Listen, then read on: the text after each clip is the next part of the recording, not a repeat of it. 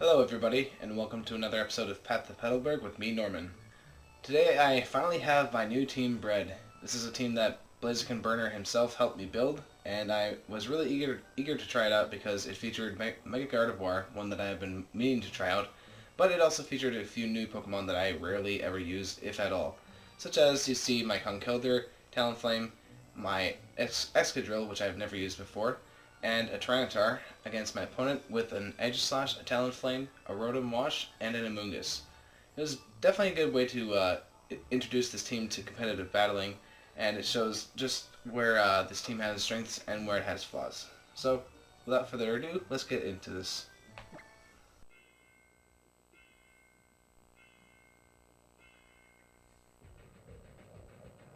So I start out with my Conkeldurr and my Talonflame, and they start out with Amoonguss and Rotom Wash.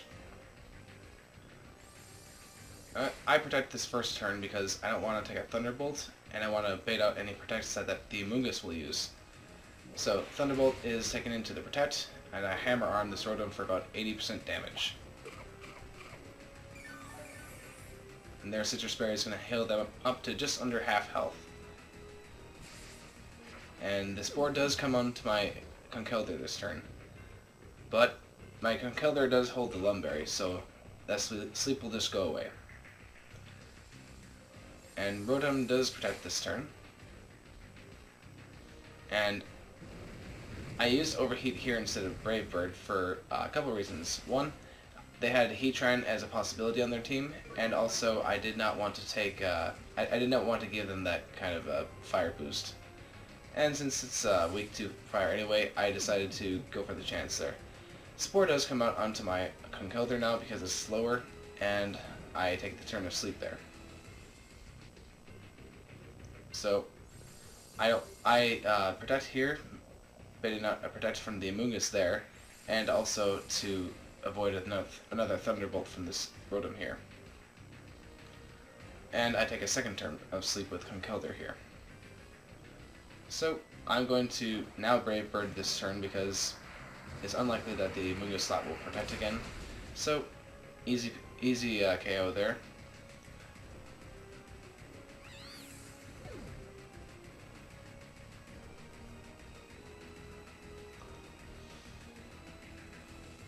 And this Rotom finally connects with the Thunderbolt here. So that means that I'm going to be losing Talonflame this turn.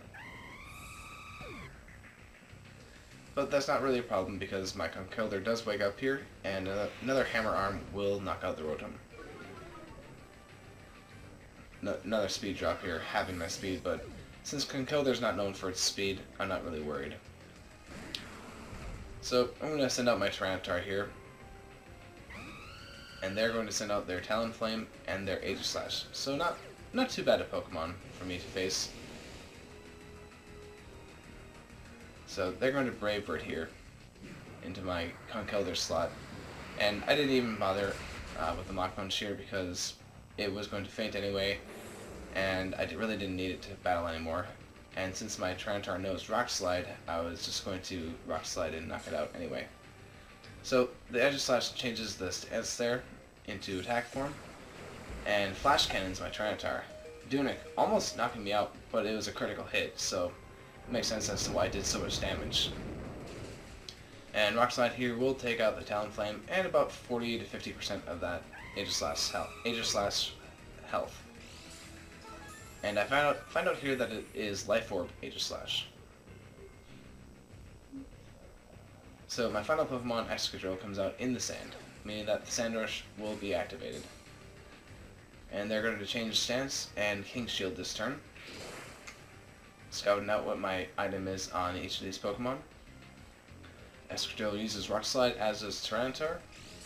Now my Tyranitar is banded here. It's a really useful item. It's quite powerful, and since it doesn't need to worry about speed much, it's got the increased attack power, which gets a lot of knockouts. And I use the Rock Slide here because I don't want to use an Earthquake here to hit my own Tyranitar.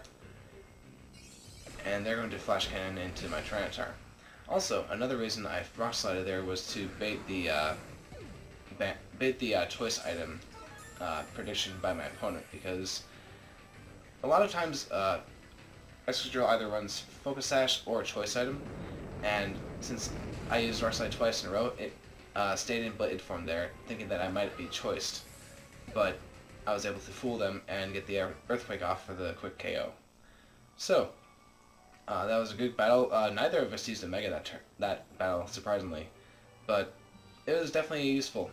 I really enjoy the team so far. I would like to thank Blaziken Burner again for the help on building the team, and I hope you enjoy this team because I plan on sticking with it for quite a while because it really seems to fit my battle style so far. Let me know what you think of the team in the comments below, and if you like this video and want to see more like it, give this video a like, subscribe to our channel, or check out our competitive Pokemon Battle Network page on Facebook. Link in the description below. Thank you all for coming out, and I hope to see you next time.